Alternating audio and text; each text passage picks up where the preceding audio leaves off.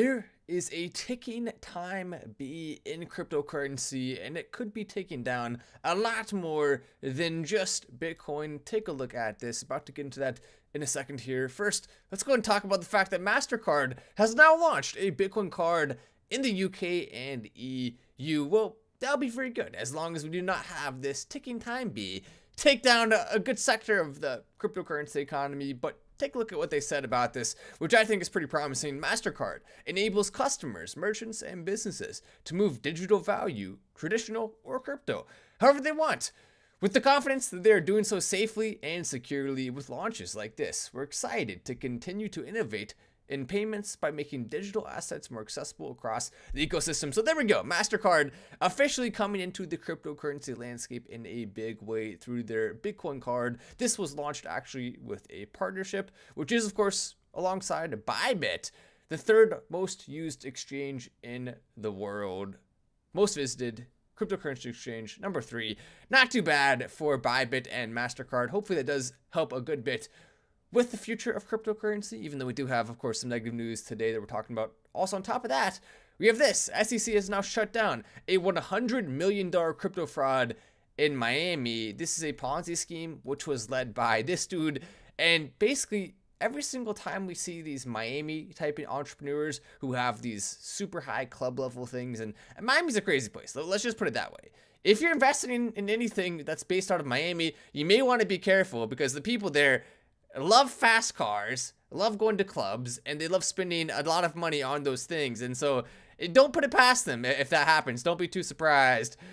One of BK Coin's management principals, Tking, misappropriated at least $371,000 of investor money to pay for holidays and an apartment. How do you spend $371,000 on holidays and one apartment unless he purchased the apartment? Is he paying rent? Did he purchase it?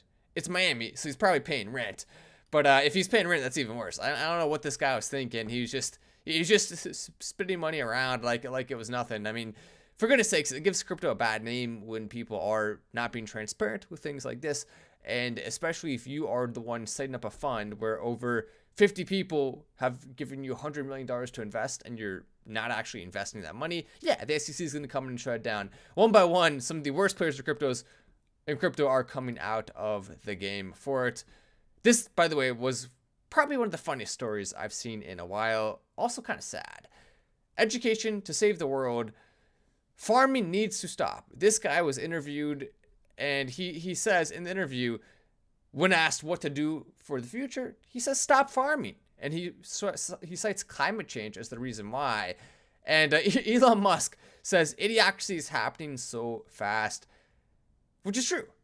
If you actually look right here at what would stop emissions on a global scale, agriculture, only 11% of that. Electric power, 25%. I guarantee you, this guy's not giving up his AC or his heat in the winter. It's not going to happen. He's probably not giving up his car either, which is 27% of that. Cars, trucks, buses, 27%. Industry, 24%. I mean, of course, he wants to give up everything everyone else is using. I doubt he's willing to make any sacrifices himself, which is the same thing with just about anyone who says stuff like that. So I said, here we go. Here's the solution. Let's just stop providing food for people who want to end farming. Boom, problem solved. You want to end farming? Okay, there we go. We will not give you any food from the farming. Then you don't have to worry. Now you're good to go. Now you're not participating in the system that you find to be very bad, apparently. That's not to say I don't want to see a cleaner environment. Of course I do. That's not to say I don't want to try to make more sustainable future. Of course, I mean, that's what everyone should want. It shouldn't be a political issue. I would love to see more windmills. I would love to see more, and I mean, to the degree they're effective, right? Don't put them up just for virtue signaling. If it actually works in a certain area, then use it, right? Solar panels obviously can be a huge thing for the future. As long as we continue to see innovation with solar panels, Elon Musk is playing a role in that, then we have a future where that's a huge percentage of all the energy that humans uses from solar panels. Right now, they don't necessarily last as long as I think they're capable of. The battery systems are not as good as they could be. And so once battery systems are improved, which is happening, and once they're able to last longer and be manufactured more easily, we're going to be in a position, I believe very soon, within the next decade, where solar panels can be a huge part of our energy source. Let's read this chat here. Matt, I still have faith in Doge. Been holding 1 million Doge for 2 years. No trading, no selling, just adding to it. I like the way you think. Coming in from Stuart there. Stuart, been a member of the channel for quite a long time. All the way since the good old days. 2 years, Stuart, and you will continue to hold hopefully until next. You said you will. He's holding until the next bull run. You'll hold, and then you shall have the reward be bigger than a lot of people even can imagine now, which is a nice way to look at it, and it's true. But there is a ticking time bomb in cryptocurrency. Take a look at this. FTX sues Grayscale to unlock $9 billion from Bitcoin and Ethereum trusts. To get more into detail on this, Grayscale has for years, they say, hidden behind contrived excuses to prevent shareholders from redeeming their shares, argued FTX. This is through Alameda Capital, which is the arm of FTX that was run by the crazy girl with glasses. And Grayscale's actions have resulted in the trust shares trading at approximately 50% discount to net asset value coming in from FTX. That's what they said right there. And FTX is, in this case, at least they say they are, they're trying to get money back for investors. And so there's two ways to look at this. We're talking about $250 million in value, as much as $9 billion in trusts. It's hard to say exactly what percentage of that would be sold in a situation like this, but if we have $9 billion of Bitcoin and Ethereum being sold at one point in time, if it is used to pay back investors in USD, or in dollars, essentially is what I'm saying, then that would be absolutely terrible. So that's a huge sell really fast for cryptocurrency, and it could lead to a very big single day drop for the crypto market. That's one way to look at it. The other way to look at it is, well, the people who lost money do deserve to get it back. So which side are you going to take? Do you want the crypto market to not fall, or do you want investors to get their money back? Now, the right thing to do is probably investors get their money back, and we'll just absorb the fall and move on. But if you are on the side of, oh, I just want crypto to go up forever, which of course we all do, right? But if that's the priority here is crypto not taking a hit, then you'd be rooting for this not to happen. Most likely, it will be a significantly smaller portion. I believe to some degree this will happen. They're actually suing Grayscale through Alameda Research. And if they win, that could be where things really start to get crazy. If Grayscale reduced its fees, stopped improperly preventing redemptions, the FTX debtors shares would be worth at least $550 million, approximately 90% more than the current value of FTX debtors shares today. Continued FTX. Grayscale currently embroiled in a legal battle with Securities and Exchange Commission over the regulator's refusal to let Grayscale transform its fund into a Bitcoin spot ETF.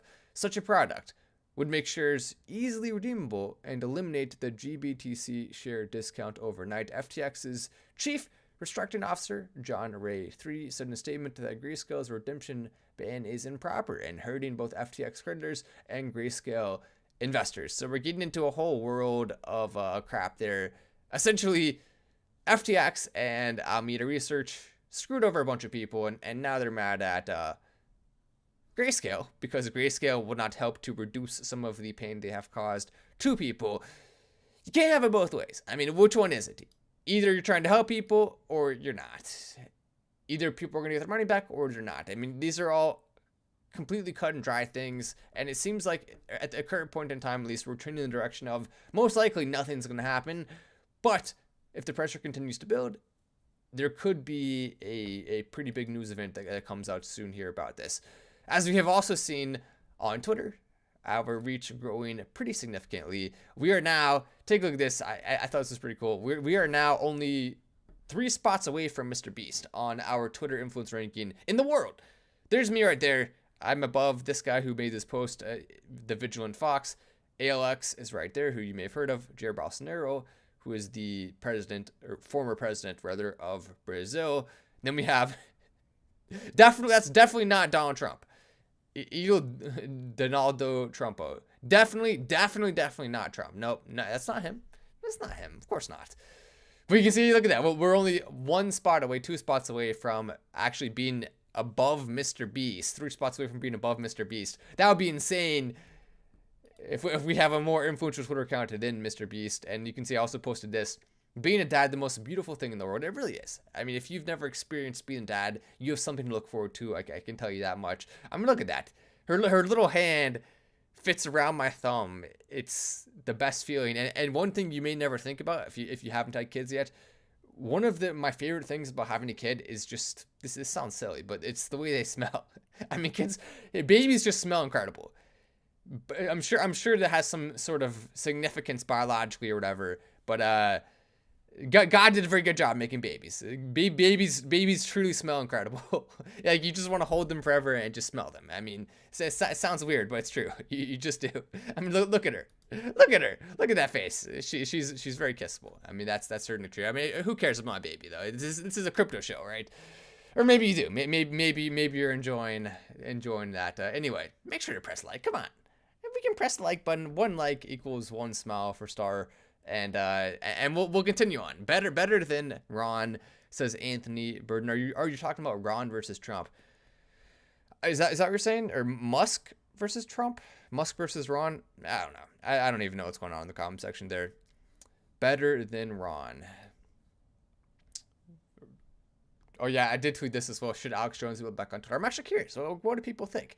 I mean, are you 100% pro free speech? Even people like Alex Jones, who are very controversial, should be allowed on. Are you partly pro free speech, which I guess is kind of a hard position to take, but some people do. Are you partly pro free speech? Most people can be allowed to speak, but if you do things that some people consider to be way above what's allowed, then you're not. Is that how it works?